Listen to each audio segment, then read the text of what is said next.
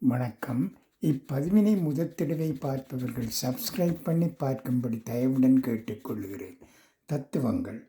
யாரையும் குறை சொல்ல விருப்பமில்லை. இப்போ நான் இருக்கும் இந்த நிலைக்கு என் முட்டாள்தனம்தான் காரணம் என்று தெரிந்து கொண்டேன். என்மேல் எறியப்பட்ட கற்களை சேர்த்து வீடு கட்டியாகிவிட்டது.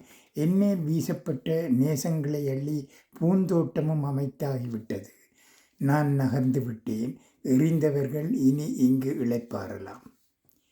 வீட்டுடன், சுவற்றுடன், காற்றுடன், மழையுடன், வாகனத்துடன், புத்தகங்களுடன், பேனாவுடன், வானத்துடன், நேரத்துடன், மிருகங்களுடன், பறவைகளுடன், இன்னும் எதனூடோ நன்றாக பேசத் தெரிந்த எனக்கு ஒன்றை பேசினால் மற்றொன்றை புரிந்து கொள்ளும் மனிதர்களிடத்தில் மட்டும் பேசவே தெரியவில்லை. நன்றி, வணக்கம்.